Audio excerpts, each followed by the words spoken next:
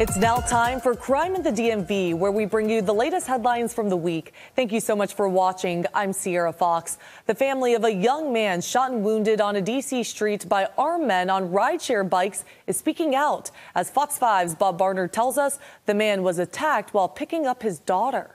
Two brothers were attacked and robbed here in Mount Pleasant last night. One of them was shot in the chest, the other bitten in the arm. Both were trying to protect the young daughter of the man who was shot. Earlier today, we had a chance to speak to the brother's father. Roberto Dubon is the father of the young man shot and wounded during an armed robbery here in Mount Pleasant Sunday night. Police calling it an assault with intent to kill. This is security camera footage in the immediate aftermath of the attack. Roberto shared with us this photo of his 20-year-old son, Jose Melendez, in the hospital after being shot in the chest, the bullet passing through his body and out his shoulder.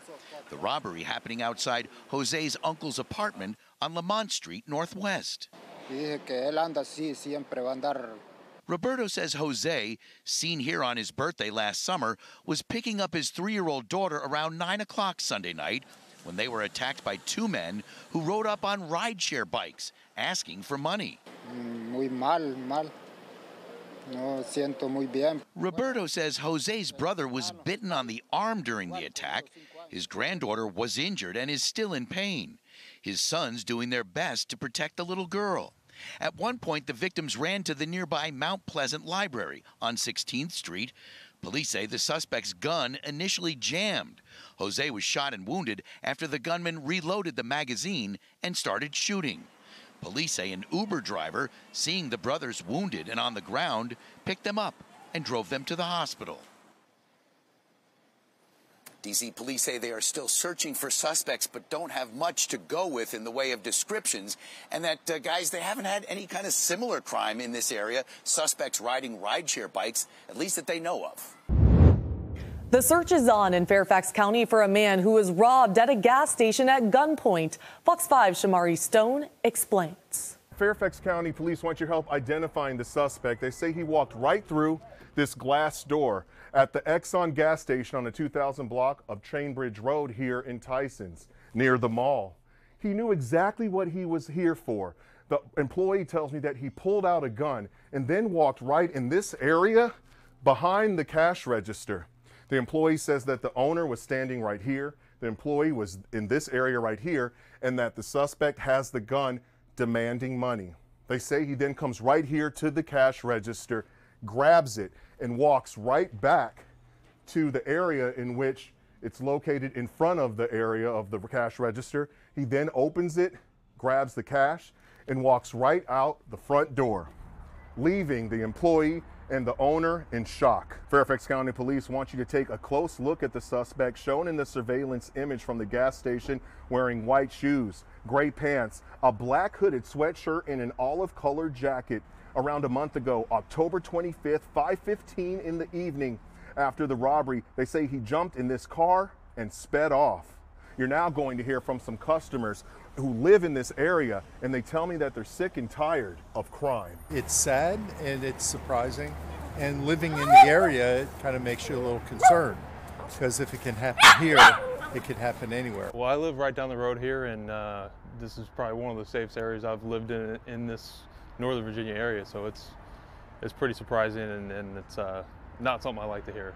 Now, fortunately, the gas station employee and the owner were not hurt. Fairfax County Police want your help. If you recognize the man shown in that surveillance image, give them a call. In Tysons, I'm Shamari Stone. Back to you. A Maryland teacher indicted on federal charges. Investigators say she also sold fentanyl that led to the death of a man in D.C. Fox 5's Homa Bash has the details. In a shocking 15-page indictment, first-grade teacher Sarah Magid is accused of dealing drugs during school hours here at Charles Drew Elementary. One student activist I spoke with said there's a bigger issue at play here. The fact that no one in this building realized what was going on or sounded the alarm. What I make of it is that there's a teacher with a problem. It's not just that she was dealing, she's a drug addict. She relapsed even since last summer. She's known by her family to be a drug addict. She sought drugs out when she was on house arrest. She has a problem. So what I make of it is that, unfortunately, we have a school environment in which the problem that she had was not properly addressed. The criminal complaint was just unsealed this week when 34-year-old Magid appeared before a district court judge in Maryland. Fox 5 covered the initial charges extensively. Magid was arrested back in August after investigators found text messages between her and a man who overdosed and died at a D.C. drug rehab center in March. According to the messages obtained by federal agents, Magid sold the man drugs that looked like oxycodone but actually contained fentanyl. In the month after his death, she is accused of buying more than 400 pressed fentanyl pills. The indictment also states that police received an anonymous complaint in July about Magid coming out of her classroom to sell drugs to people.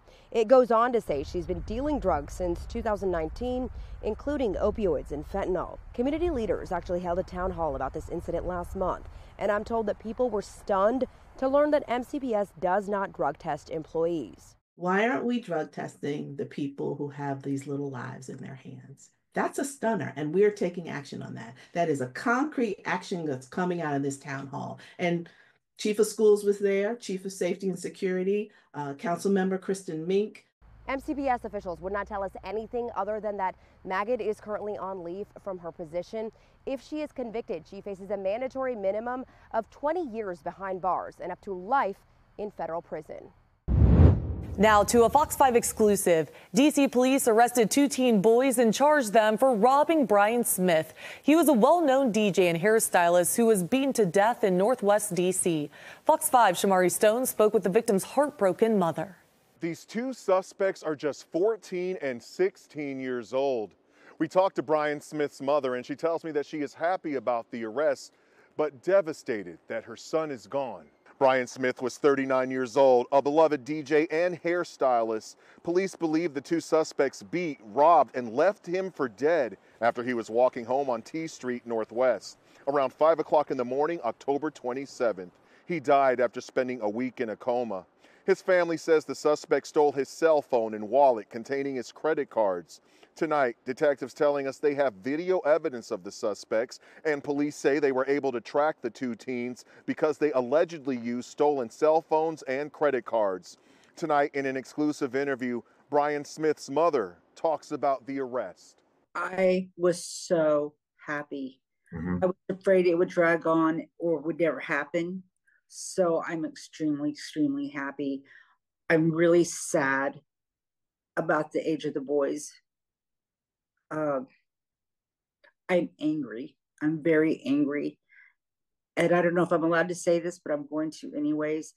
I think the parents should be held responsible also. There's no way those children should have been out on the streets doing this sort of stuff. Where are their parents?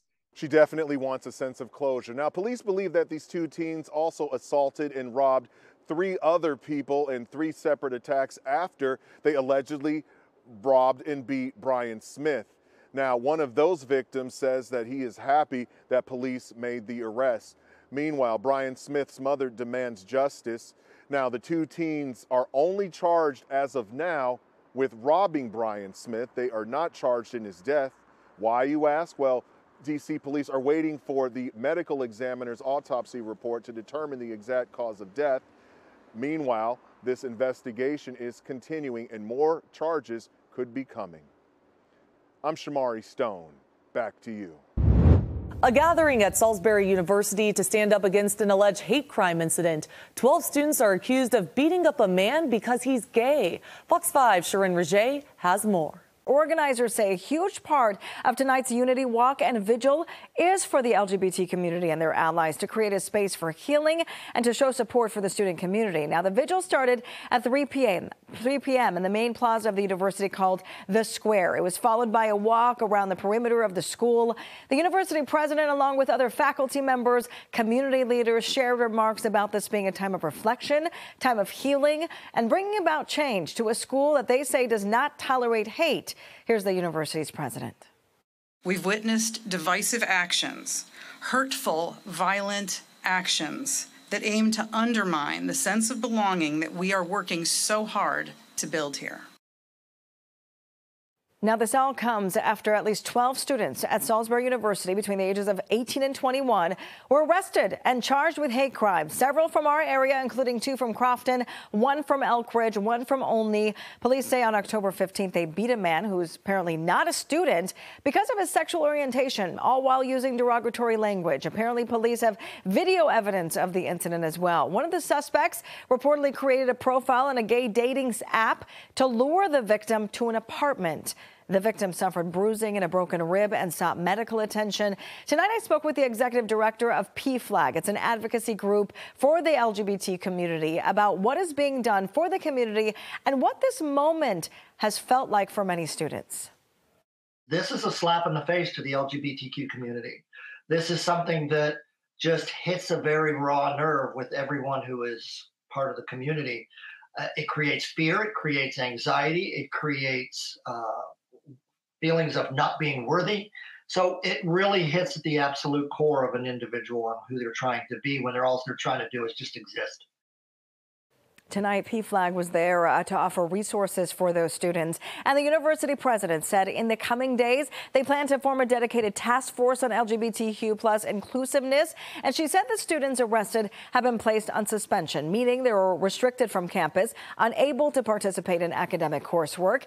And some of the students are members of the Sigma Alpha Epsilon fraternity. That fraternity has been placed on suspension as well. Tonight, I reached out to at least one of the defense attorneys for the students. I'm still waiting to hear back. Well, that does it for crime in the DMV. This is where we bring you the latest updates. Stay ahead with Fox 5. Tune in next week and watch right here on Fox Local.